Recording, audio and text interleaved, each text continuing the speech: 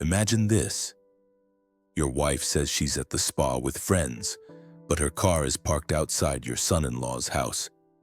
Then you find out something even worse. She's not only cheating on you with him, she's plotting to cut you out of the $48 million company you built from the ground up. If this were your life, what would you do? Before we continue, please subscribe to the channel and let us know where you are listening in the comments. Celine's sleek blue Audi RS7 Luxury, which should have been discreetly tucked away in my own garage, was conspicuously parked in Dorian Ashford's driveway. The clock on my dashboard read 7 p.m. on a Tuesday. A cold knot tightened in my stomach, a familiar sensation from my days on the construction site when a blueprint looked perfect on paper but felt fundamentally wrong in my gut. My wife, Celine, had told me she was at a spa with friends, a weekly ritual that usually ended with her returning home, smelling of lavender and expensive lotions. My daughter Talia, Dorian's wife, was away on a 3-day psychology conference in San Francisco. The pieces didn't fit, not for a man who had built a $48 million construction empire on the principle that every piece, every beam, every calculation must fit. I killed the engine of my own modest sedan, the one I preferred for its reliability over Celine's flashy vehicles, and stepped out onto the quiet suburban street. The air was crisp, carrying the scent of freshly cut grass, a stark contrast to the sudden chill that had settled over me. My footsteps were unnaturally quiet on the pavement, each one a deliberate act of suppressing the tremor that threatened to run through me. I walked closer, my eyes fixed on the large living room window. The interior was brightly lit, a beacon of domesticity that now felt like a stage for a cruel play. And then I saw them. Celine, my wife of 7 years, 38 years old to my 59, lay draped across the plush sectional sofa, her head resting on Dorian's lap. Dorian, my 33-year-old son-in-law, Talia's husband, a public prosecutor whose image of integrity was as polished as his expensive shoes. They were laughing, a low, intimate sound that scraped against my eardrums. This isn't just a casual visit, my mind screamed, even as a more rational part tried to construct an innocent explanation. Talia's not here. Celine is supposed to be at the spa. The rational part lost the argument. The image of Celine so casually intimate with Dorian burned into my retinas.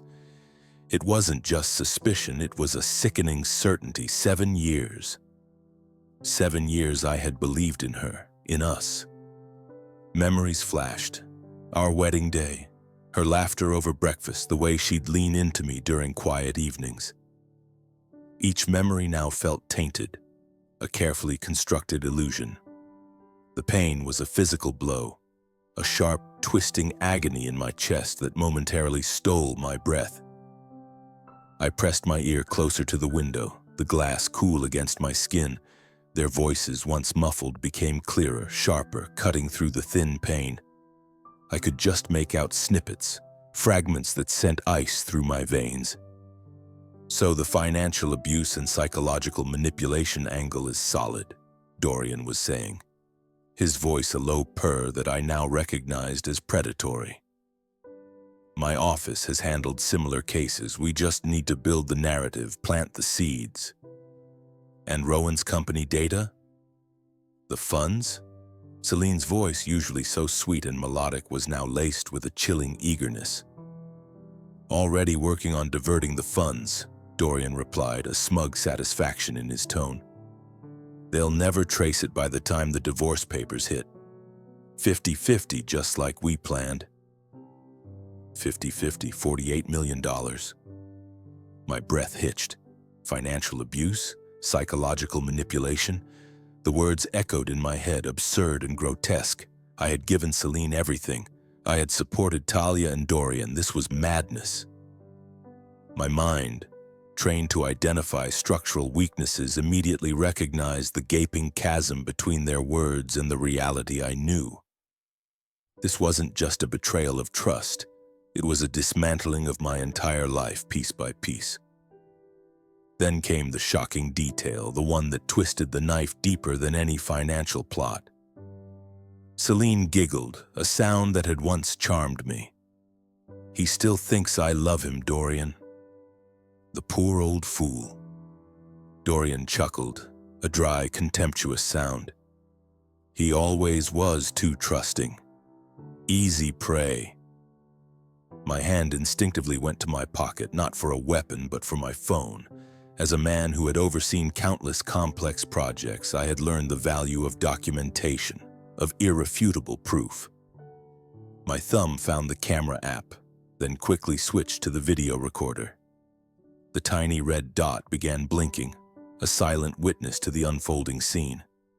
I knew I couldn't stay pressed against the window for long without risking detection. But I managed to capture the first few minutes, enough to see Celine draped across Dorian's lap, enough to hear the horrifying details of their plot.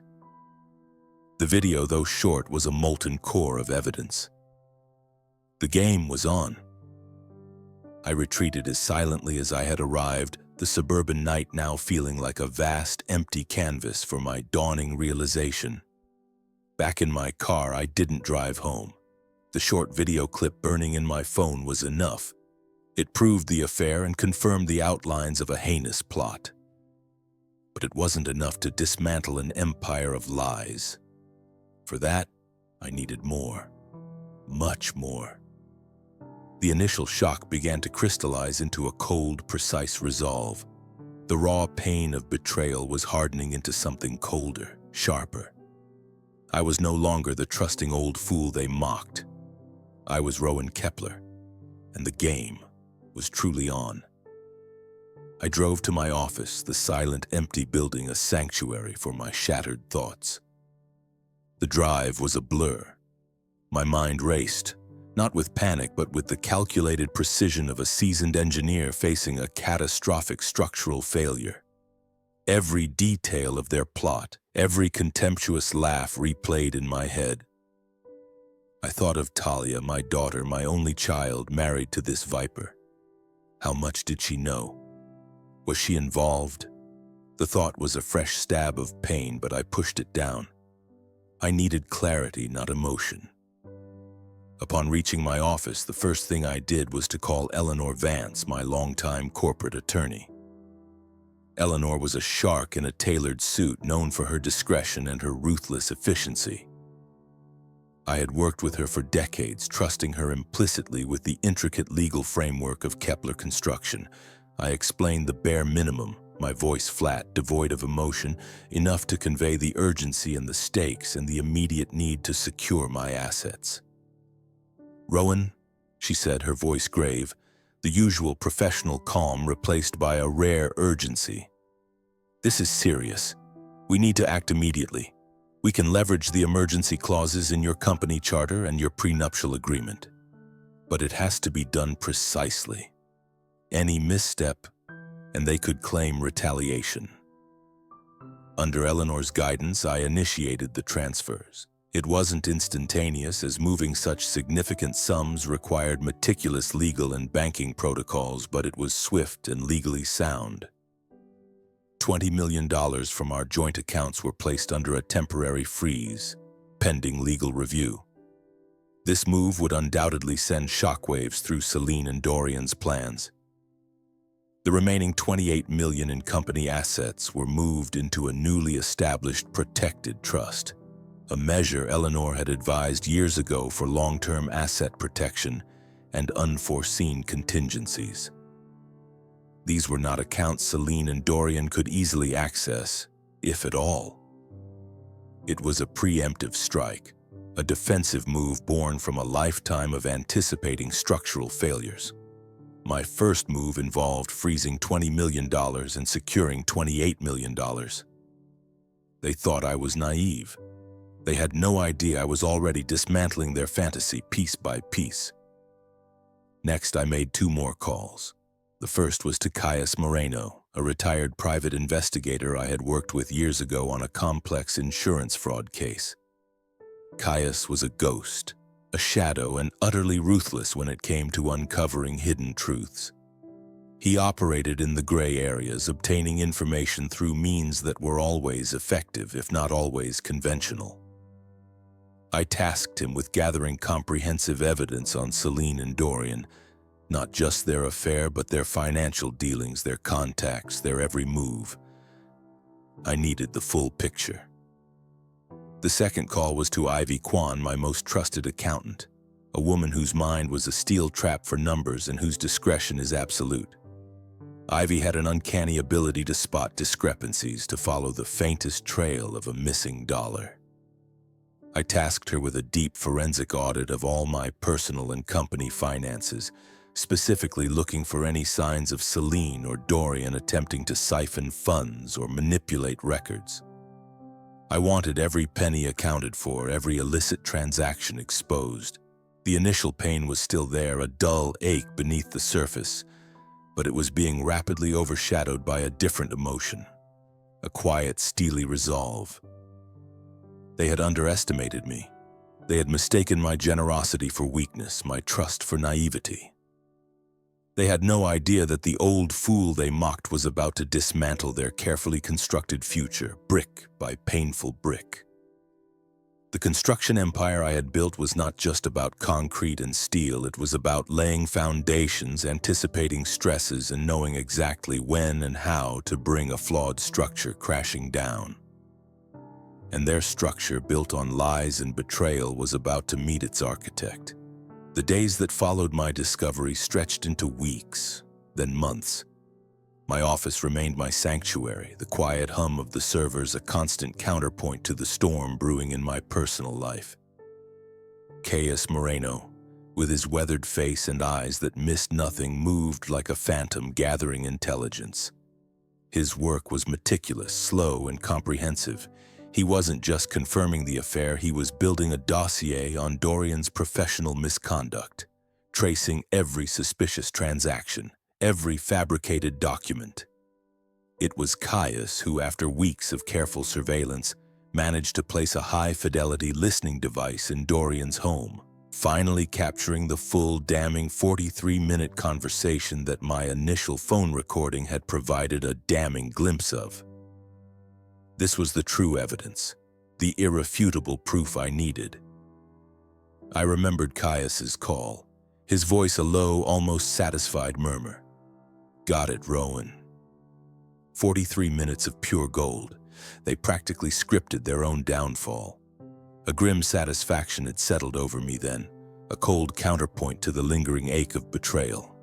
Ivy Kwan, sharp and efficient, dissected every financial record, every transaction, building a fortress around my assets while simultaneously exposing the cracks in Dorian and Selena's illicit dealings. She worked tirelessly, often sending me late-night emails with cryptic subject lines, each one a new piece of their financial puzzle. She unearthed shell corporations, offshore accounts, and a complex web of transfers designed to siphon funds from my company's periphery. They were good, very good, but their greed and towering arrogance had blinded them to the meticulousness of a man who built empires and to the silent, unseen forces I had unleashed. Meanwhile, Celine and Dorian, initially bewildered by my sudden financial moves, quickly moved from confusion to anger. The freezing of the joint accounts and the transfer of company assets clearly rattled them. They couldn't understand how I, the old fool, had acted so swiftly and decisively. Celine, usually so composed, would call me, her voice edged with a forced sweetness. "Rowan, darling," she'd purr. "There seems to be a dreadful mix-up with the bank. Our joint account is frozen and your company's funds, are they just sitting there?" I'd feign a sigh, a touch of weary confusion. "Oh, Celine, these banks. Always some new regulation. Eleanor is handling it. Just a temporary thing, I'm sure." Dorian, more direct, would casually mention financial irregularities at the company during the rare family dinners we still endured, watching my face for any sign of panic. "Just a bit of an audit, Rowan?" he'd ask, a false concern in his tone. "Nothing to worry about, I'm sure." He even tried to leverage their own connections within the financial sector, attempting to trace the movements of my funds, but Eleanor Vance's foresight in establishing those protected trusts and Ivy's swift actions rendered their efforts fruitless. Their frustration mounted, fueling their recklessness. I could see the subtle shifts in their behavior. Celine's forced smiles grew tighter. Dorian's polished demeanor frayed at the edges. They were losing control, and it was a delicious, if bitter, sight. I played the part, the slightly confused aging CEO prone to forgetfulness. I'd nod vaguely, feign concern, and promise to look into it with my accountants. It was an exhausting performance, maintaining the facade of a man easily manipulated, while beneath the surface, the architect of their ruin was meticulously laying his traps. They thought their legal threats would break me. They didn't know I was already mapping every fault line in their carefully constructed lies. My silence was my strategy. Their affair, far from being a secret, became more overt, almost a taunt. Caius delivered discreet packages to my office, hotel receipts, time-stamped photos of them entering and leaving luxury establishments, text messages filled with sickeningly sweet endearments and thinly veiled contempt for me. "He still thinks I love him," Celine had said. The words, once a whisper in the night, now screamed from every photo, every text. It wasn't just betrayal. It was a performance, and I was the unwitting audience. I felt a cold, hard knot of disgust, but also a strange detachment. They were so consumed by their own cleverness they couldn't see the net closing around them. The true battle, however, was for Talia. Dorian knew her loyalty to me, but he also knew her professional integrity. He began to subtly manipulate her, pressuring her to vouch for my alleged controlling behavior, using her credentials as a psychologist specializing in manipulation disorders. Talia, being a psychologist, wasn't entirely oblivious. I could see the subtle signs of her discomfort. She'd call me, her voice strained, asking vague questions about my finances, my recent moods. But there was an underlying tension, a hint of unease in her tone. She was rationalizing, perhaps trying to fit Dorian's increasingly erratic behavior into a framework she could understand, one that didn't involve outright malice. She loved him, and that love was a powerful blindfold. I could almost hear the internal arguments she was having with herself, the professional trying to override the wife. "Dad," she began one evening, her voice tight. "Dorian says you've been acting erratically. He's worried about your judgment, your investments. He even mentioned some unusual transfers." There was a pause, a hesitant breath. "He says you've been difficult." Her voice was a tightrope walk between concern and accusation. I looked at her, my heart aching. She was trying to warn me in her own way without fully admitting her own suspicions. "Talia," I said, my voice calm, almost detached. "Sometimes the truth is harder to face than a comfortable lie. And sometimes the person you trust the most is the one weaving the biggest lie." I watched her closely, searching for the flicker of understanding. It was there, a shadow in her eyes. The turning point came on a rainy Tuesday, nearly 4 months after my initial discovery. I had arranged for Talia to visit my office, ostensibly to discuss some family matters. Caius had delivered the full, unedited 43-minute recording, along with a comprehensive report detailing Dorian's embezzlement from prosecutor funds and the fabricated documents. The weight of the evidence was immense, a stack of papers that felt heavier than any steel beam I'd ever lifted. "Listen to this, Talia," I said, handing her a pair of noise-canceling headphones and the small digital recorder. "All of it? Then tell me what you believe." She hesitated, her brow furrowed, then took them. I watched her face as the recording played. The initial confusion, the subtle shift to concern, then a dawning horror as Dorian's voice, her husband's voice, laid out the cold, calculated plan to destroy me. Her eyes widened when Celine's voice, my wife's voice, chimed in, eager and complicit. And then, the laughter. Their shared, contemptuous laughter, the intimate whispers, the casual touches, the sickeningly sweet endearments. This was the final, undeniable proof confirming what she had already intuited or begun to suspect for so long. My daughter asked if I wanted her to believe family or evidence. I told her to believe the truth. She heard the recording and she chose my side. When the recording ended, she slowly removed the headphones, her face pale, her lips pressed into a thin line. Her eyes, usually so warm and perceptive, were now filled with a cold, analytical fury. "They were using my own words, my own profession against you," she murmured almost to herself. "Fabricating psychological abuse, it's textbook manipulation and the affair." Her voice trailed off, a raw edge of pain in it.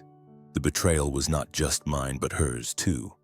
Her husband, her stepmother, had conspired against her father and against her own professional ethics. "The truth, Talia," I said, my voice steady. "The truth they planned to bury." That night, Talia didn't go home to Dorian. She called me from a hotel, her voice firmer, clearer than it had been in months.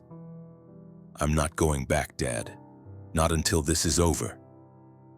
Her choice was my greatest victory so far. Talia, my daughter, became my moral anchor. She used her psychological expertise to dissect Celine and Dorian's manipulative patterns, helping me anticipate their next moves. She became my confidant, my strategist, a beacon of integrity in the storm of deceit. She saw their manipulation not just as a daughter, but as a psychologist. Their game was exposed. My daughter was my ally. The legal war escalated quickly. Celine and Dorian, realizing their initial probes had failed and that I was far from the old fool they imagined, grew increasingly desperate and reckless. They had tried to trace my funds, had tried to intimidate me, and had failed. Now they lashed out. They filed for a temporary restraining order, attempting to freeze my remaining assets and demanding half of my $48 million fortune, $24 million, as part of their divorce petition. They painted a picture of a controlling, abusive husband, a narrative they clearly believed they could sell, fueled by their own mounting panic. But I was ready. My legal team, led by Eleanor Vance and armed with Caius's comprehensive evidence and Ivy's financial forensics, countered swiftly.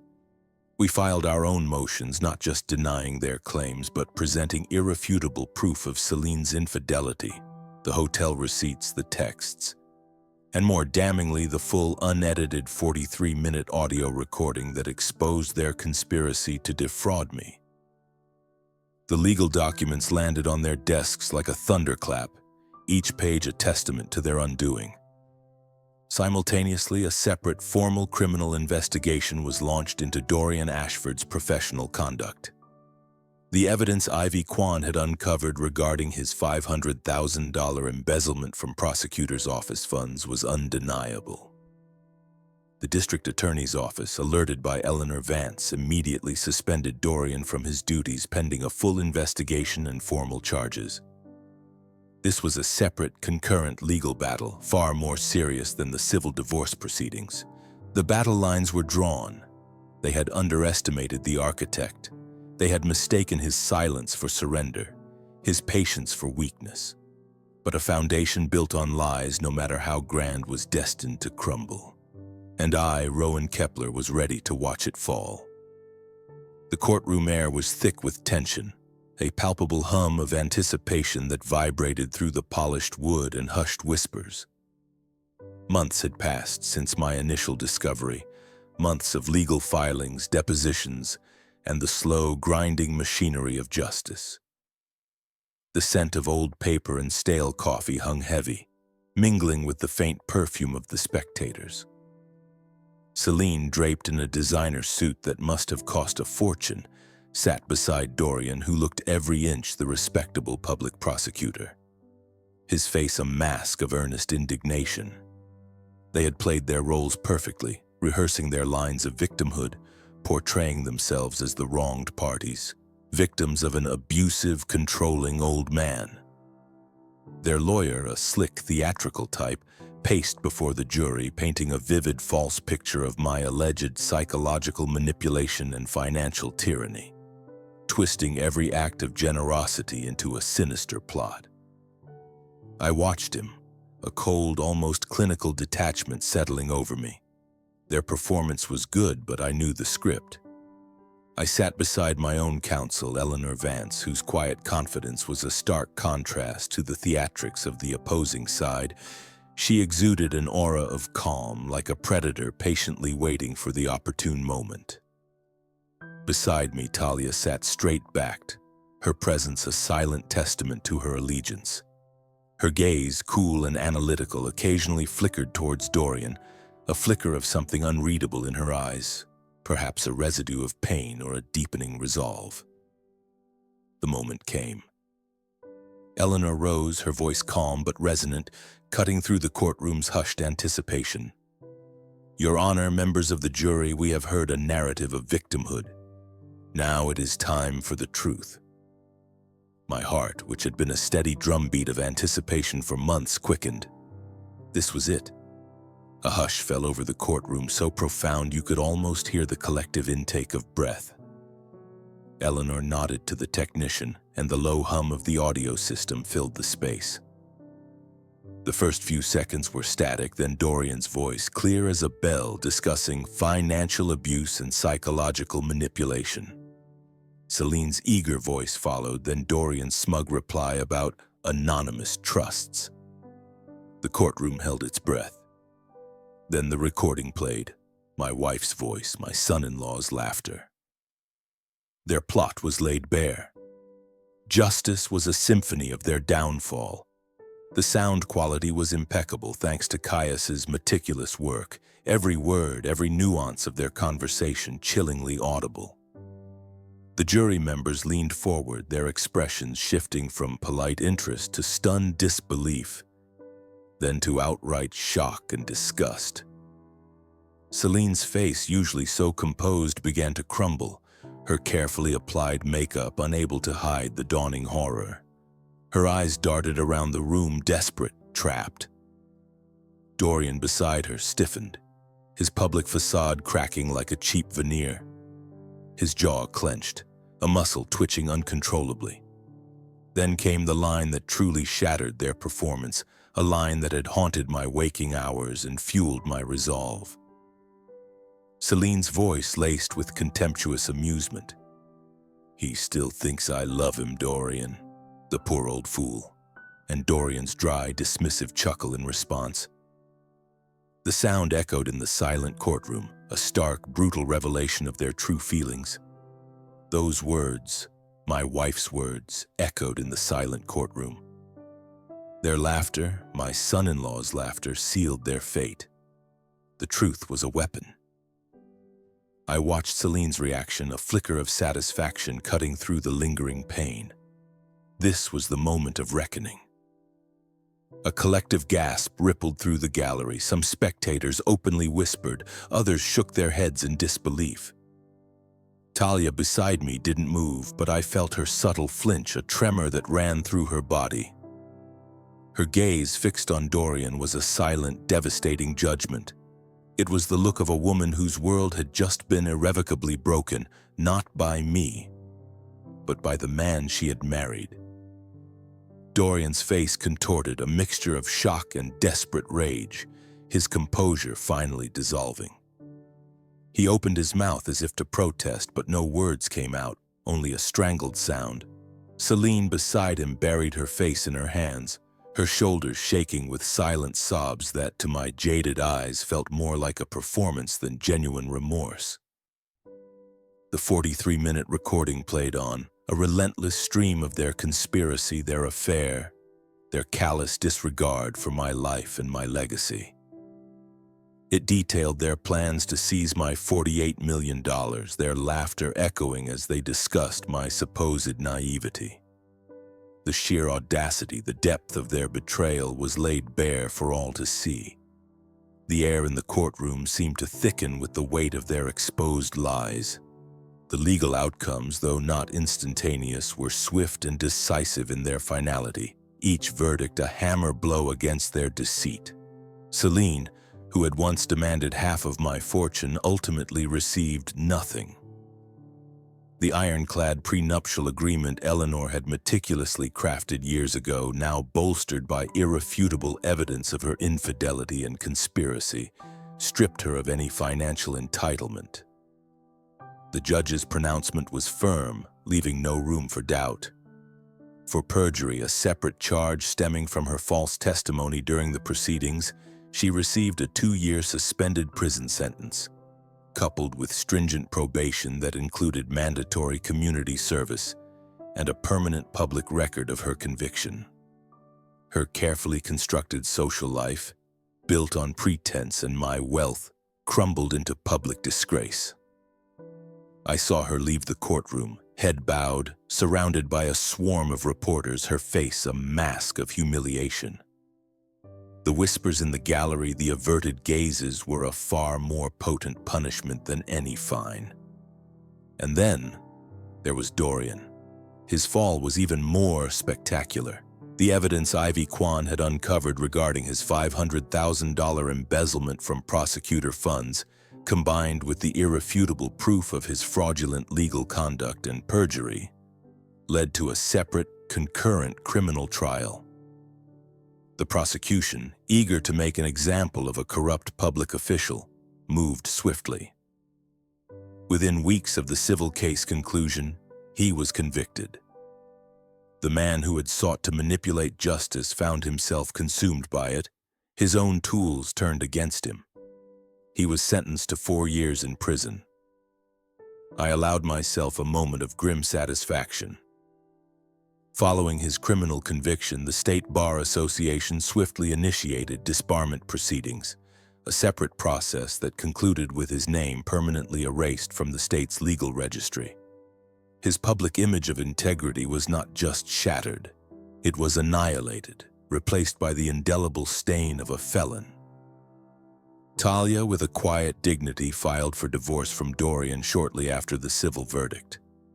The emotional toll was immense, I knew, but her resolve was unyielding. She had chosen truth over comfort, integrity over a false security. She returned to my side, not just as my daughter, but as a colleague, helping me navigate the aftermath and rebuild my company's reputation. The public, initially swayed by Celine and Dorian's fabricated narrative, now rallied behind me, praising my resilience and integrity. My $48 million fortune remained intact, a testament to a lifetime of honest work, not ill-gotten gains. My daughter, my ally, had filed for divorce. My fortune and integrity were restored. Their lies had crumbled. My peace was finally earned. 6 months later, life had settled into a new, profound rhythm. Kepler Construction, under my renewed leadership, expanded, launching a charitable fund dedicated to supporting victims of financial fraud. It was a small way to turn my pain into purpose, a legacy built on integrity rather than deceit. The foundation was stronger now, built on honest ground. Talia, now free from Dorian's toxic influence, flourished. She opened her own therapy center, specializing in helping victims of psychological manipulation and betrayal. Her empathy, honed by her own painful experience, made her a beacon of hope for others, a testament to healing and resilience. We often had dinner, just the two of us, discussing our days, our new ventures, our shared journey of healing. The bond between us, once strained by my second marriage, was now stronger than ever, forged in the fires of adversity. It was a genuine connection, free from any pretense or hidden agenda. Celine, I heard through the grapevine, was working menial retail jobs in a distant town, her former life of luxury a distant, unattainable dream. The lavish spa treatments and designer clothes replaced by a worn uniform and the harsh realities of minimum wage. Her beauty, once her greatest asset, now seemed brittle, unable to mask the bitterness that had consumed her. Dorian's name was permanently erased from the state's legal registry, a ghost in the annals of justice, a cautionary tale whispered in legal circles. I often found myself standing alone in my quiet home, the same coastal apartment that had once been the stage for their betrayal. The rain would sometimes fall on the window, just as it had on that fateful evening. But now the sound was different. It wasn't the drumming of despair, but the gentle patter of peace. The house was no longer a symbol of past pain, but a sanctuary of present serenity. It was a home free of pretense, free of betrayal, filled only with the quiet hum of a life truly lived on my terms. Justice had been served and freedom at last was mine. If you like this story, please like this video, subscribe to the channel, and share your impressions of this story in the comments. To listen to the next story, click on the box on the left. Thank you for watching.